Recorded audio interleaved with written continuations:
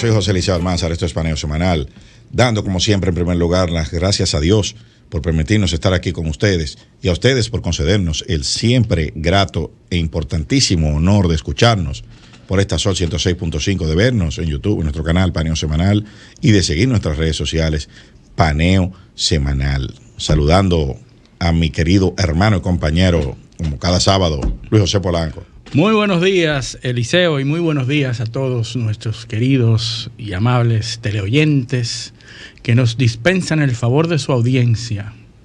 Como todos los sábados, en este su programa Paneo Semanal, de 10 a 12 meridiano, trayéndole las informaciones más relevantes e importantes. Nuestros oyentes hay que valorarlo mucho porque sin ser familia nuestra, nos soportan durante 2 horas. Y encima tienen que oír el programa. ¿Tú sabes lo que es eso? Bueno, pero bueno, vamos al paneo, Luis. Bueno, tenemos una semana llena de muchos eventos, muchas informaciones, muchas cosas que han pasado en estas 2 semanas, porque tuvimos la semana pasada un programa grabado por inconveniencias en el estudio. Pero esta semana se han producido, hay 3 aspectos que queremos mencionar. Es el asunto de Israel y el conflicto de Israel y Gaza, que entra en una especie de alto al fuego. El conflicto de Ucrania. Gestionado por Qatar. Exactamente, las negociaciones fueron llevadas a cabo por Qatar. El conflicto de Ucrania, que entra en una etapa muy interesante y vamos a hablar sobre eso. Y finalmente el asunto de Argentina con la victoria de Milei, que está dando agua de beber en toda Latinoamérica con todas sus posiciones radicales. Entonces, iniciando con Israel, hay un cese al fuego, 4 días, que inició de alguna manera tarde porque se esperaba y se había pactado ese inicio el viernes en la madrugada, y horas después fue que se inició. El mismo viernes, cuando estaba supuesto a iniciar, todavía estaban los bombardeos de Israel repeliendo agresiones de tanto de Hezbollah como de Hamas, y se estaba en duda de que si ese alto al fuego se iba a producir o no.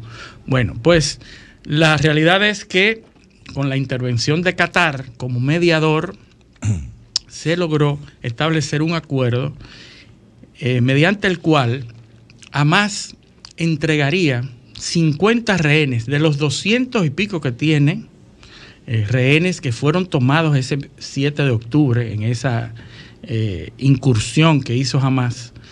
Y a cambio de esos 50 rehenes, que debían ser mujeres y niños, Israel se comprometió a entregar 136 personas, palestinos que estaban encarcelados, personas que estaban presos en las cárceles israelíes y que debían ser excarcelados y entregados a Hamas o a Palestina, sueltos.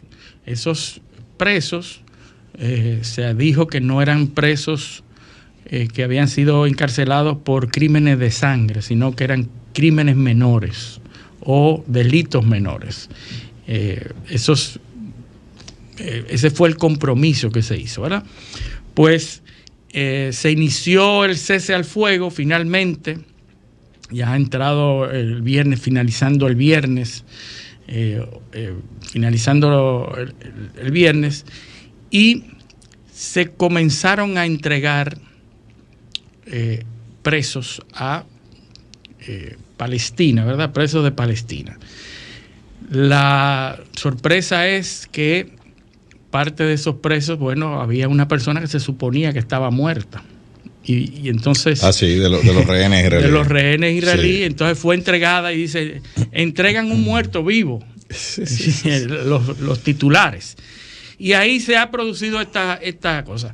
Hay que decir que Israel ha dicho que esto es un cese al fuego temporal, obviamente, pero que el objetivo es destruir completamente a Hamás. Es decir, a pesar de que Israel ha accedido al cese al fuego, no ha bajado ni ha bajado el nivel del lenguaje, de la narrativa que tiene de destruir completamente a Hamás, y que su objetivo es salir de ese problema de una vez y por todas, ¿verdad?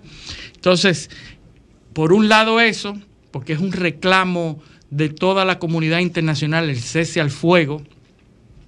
En este proceso se produce también la visita de dos presidentes, de dos jefes de Estado europeos, ¿verdad? Pedro Sánchez y Alexander de Cruz, que es el jefe de Estado de Bélgica. ¿Por qué Bélgica? Porque Bélgica es la presidenta de la Unión Europea, que se rota, ¿verdad? Pro tempore se rota la presidencia de la Unión Europea, y el próximo es Pedro Sánchez, ¿verdad? La próxima persona, el próximo jefe de Estado que le tocará presidir la Unión Europea es Pedro Sánchez. Y en esa tónica se presentan a Israel en una serie de reuniones esos dos jefes de Estado, y la primera reunión que tienen es con el presidente de Israel, que no es el primer ministro, es un estilo de gobierno, es una forma de gobierno en donde el presidente es una figura más formal y simbólica. Representativa. Pero quien toma las decisiones de Estado y quien decide las cosas es el primer ministro. En este caso, Netanyahu. Benjamín Netanyahu es el que toma las decisiones.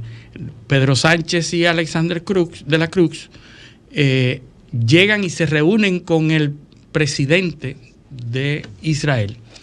Y entonces le enrostran a Israel que debe detener esa excesiva fuerza, esos excesivos ataques a Palestina, a la población civil. Y desde esa primera reunión con el presidente, comienzan a manejar un lenguaje que pudiera catalogarse de un poco agresivo, un poco subido de tono. Hostil. Un poco hostil.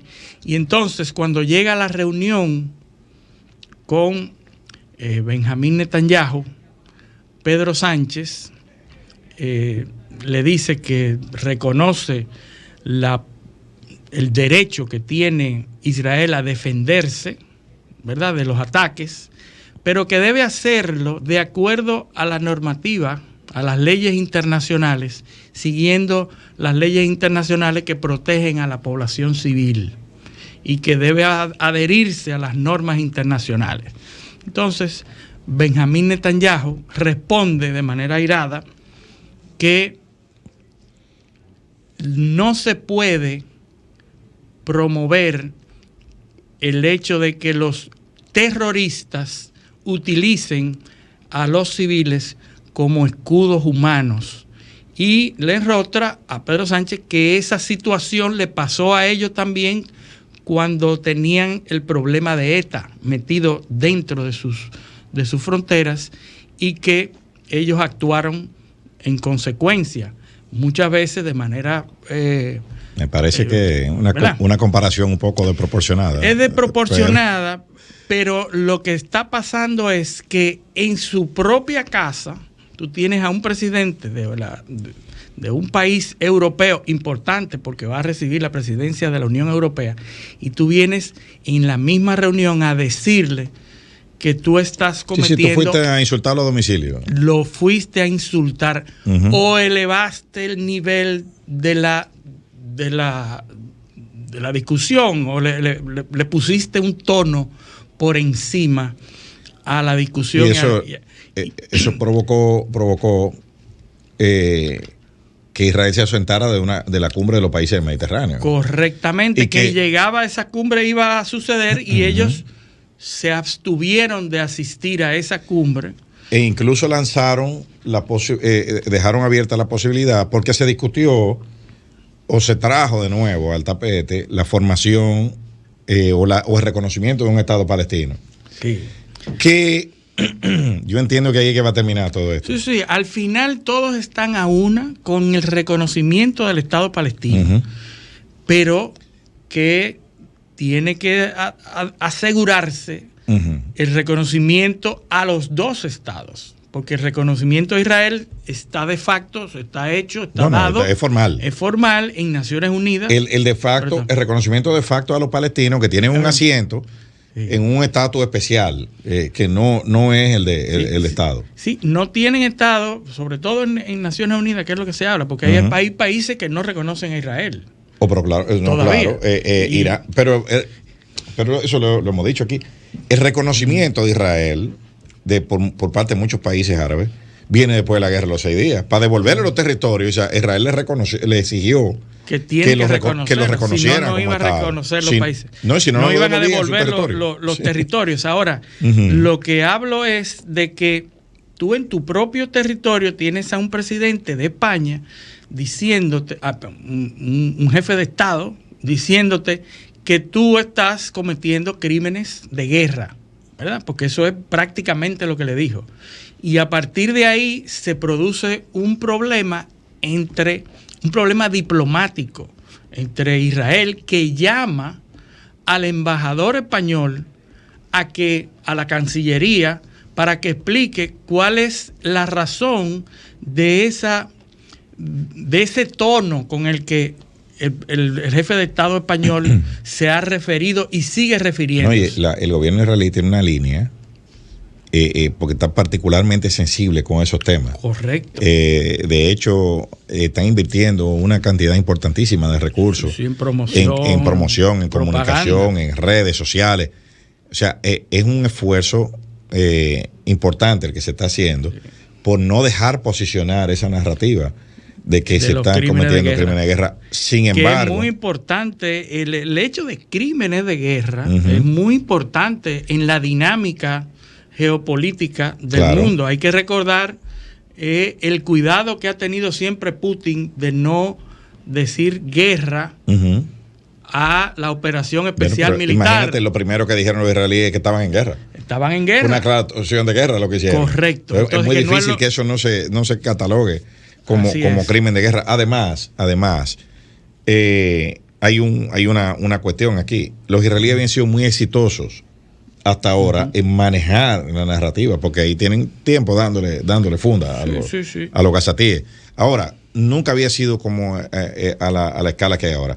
¿Cuál es el problema? El problema es algo que hablamos aquí hace unas cuantas semanas, y es que la narrativa y sobre todo vamos a decir, la necesidad, la credibilidad de los órganos multilaterales internacionales está en juego. O sea, cuando por ejemplo, el New York Times publica hoy un artículo de la periodista Lauren Leatherby, donde da cuenta del número de muertos que hay en el territorio gazatí. Entonces, en el primer mes de operaciones van más de 14,000 muertos, de los cuales más de 10,000 son mujeres y niños. ¿Entiendes? Sí. O sea, eso te lo pueden decir de cualquier forma. El gobierno israelí puede... Y esas son escalas que, por más que tú digas, mira, exageraron o no exageraron, lo que queda es considerable, es un problema humano. Dice esta periodista que en menos de 2 meses, más mujeres y niños han muerto en Gaza que en los 2 años de la guerra de Ucrania.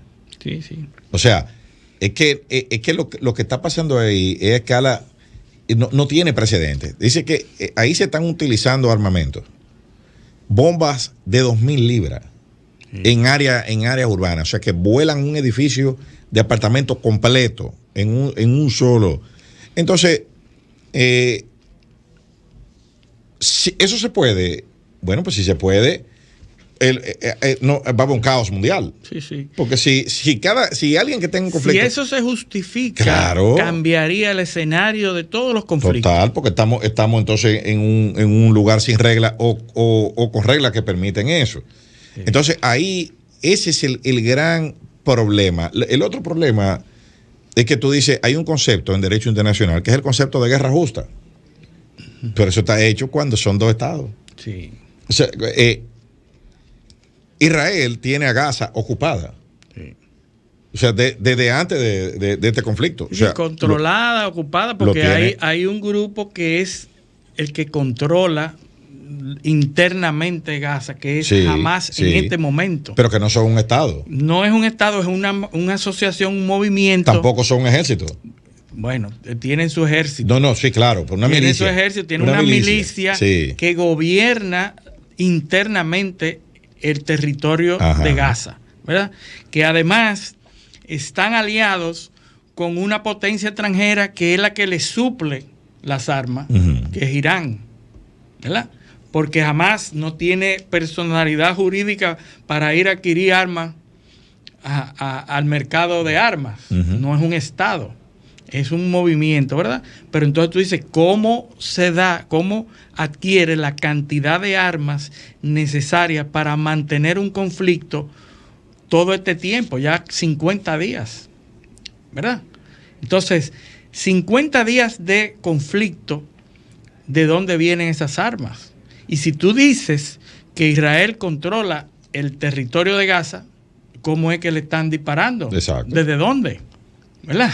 Si es verdad que Israel controla Gaza, entonces son ellos mismos que se están agrediendo. No, obviamente que ese control es desde afuera, es contenido. Están desde afuera contenido, pero no internamente. Hay que decir que Hamas también fue un movimiento estratégico de posicionar a Hamas para desmeritar a la organización palestina, ¿verdad? A la autoridad palestina. Sí, claro, para debilitarla. ¿Verdad? Debilitar una armando a la otra, pero entonces ahora esta es más poderosa que lo que era la anterior. Se salió de control. Se salió de control. Saddam Hussein, Gaddafi, Bin Laden, todo lo que Noriega en su momento, tú lo creas y después se te sale de control. ¿Qué quiere decir? Que esto ha provocado una desestabilización de ese lugar, de esa región, a tal punto que la flota norteamericana está intensamente desplazando todo su poderío naval a la zona, tanto por el Mediterráneo como en el Mar Rojo, y frente a Irán, que ha mantenido un discurso agresivo en contra de los Estados Unidos, en contra de Israel, y lo que la comunidad internacional pero le teme es que Irán se destape de manera formal un ataque formal como país a Israel. Lo que sucede... Si Irán inicia un ataque formal, se desataría sin lugar a duda. No, y que además tú tienes un conflicto sin parangón en la historia. Sí. Además, tú tienes un asunto aquí que es el siguiente. Israel es el destinatario del 52% de la inversión extranjera en temas militares de Estados Unidos. Así es. O sea, Israel recibió 64 mil millones de dólares en inversión extranjera en los últimos 3 años. Sí. De norteamericana. Norteamericana, sobre todo tecnología, desarrollo. Tú estás hablando de que donde tú estás destinando más recursos, le acaban de hacer un ataque, o sea, donde toda esa infraestructura tecnológica y toda esos armamentos modernos, todo eso, no sirvieron para proteger a la población. No sirvieron. Entonces, lo que está sirviendo es para masacrar a otra población. Entonces, por eso es que Estados Unidos luce, o sea, tiene las manos metidas ahí, porque al parecer Irán es más poderoso de lo que pensaban.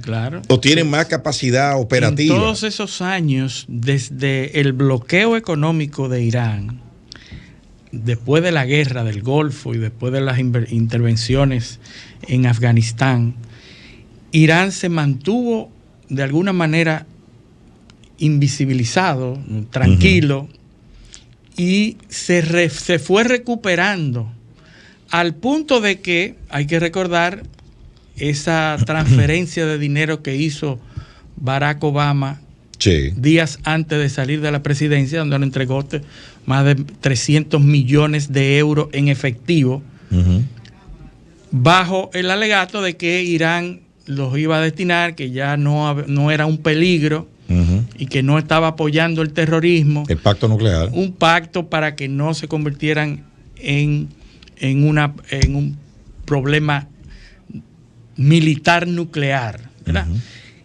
Y antes del conflicto, Biden acababa de dejarle pasar unos millones que estaban en Qatar y que estaban en Irak. 6.000 millones. 6.000 millones.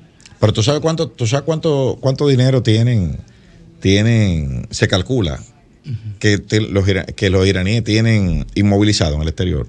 Más de 130.000 millones de dólares. Sí. Bueno, es considerable. Es considerable. Tienen dinero para desarrollar cualquier cosa. Tienen los ingresos que le produce la producción de armas que están entregando a Rusia.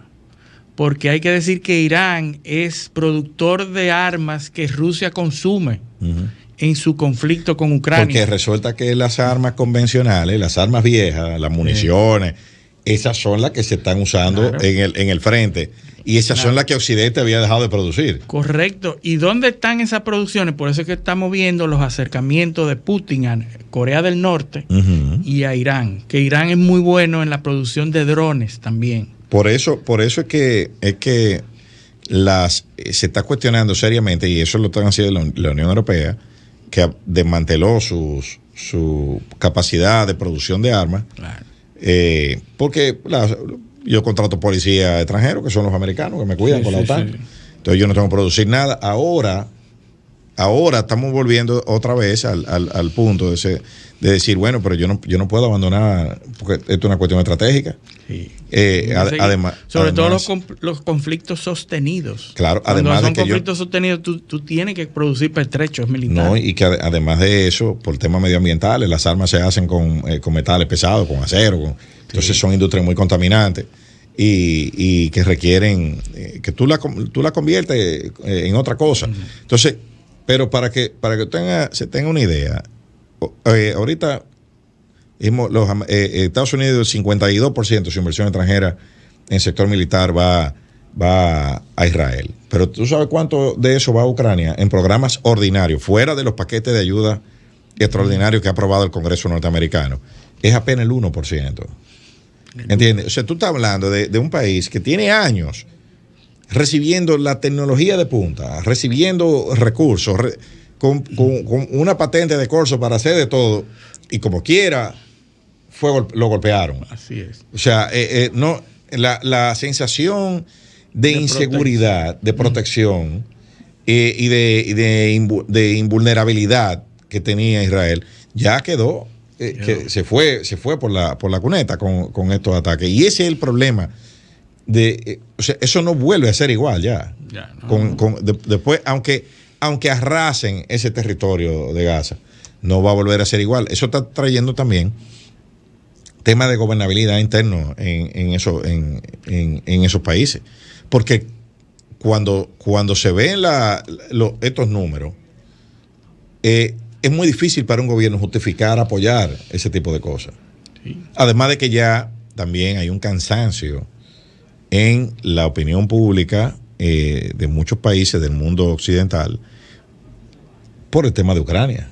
Sí, sí. O sea, ya la gente está harta de oír y de inflación y de que se esté destinando miles de millones de dólares a mantener un conflicto interminable. Así es. Y vamos a hablar después de la pausa sobre un hecho importante que sucedió en la cumbre del G20, de unas declaraciones de Putin con respecto a Ucrania. Sí, así que tenemos que hablar también del tema de la energía nuclear. Y de la energía nuclear que se ha limpiado. Es un game changer también, sí. Pero ¿por qué eso? Es parte de la guerra contra China. Sí. Pero eso lo vamos a hablar cuando hablamos de la pausa. Este es Paneo Semanal, no le cambien.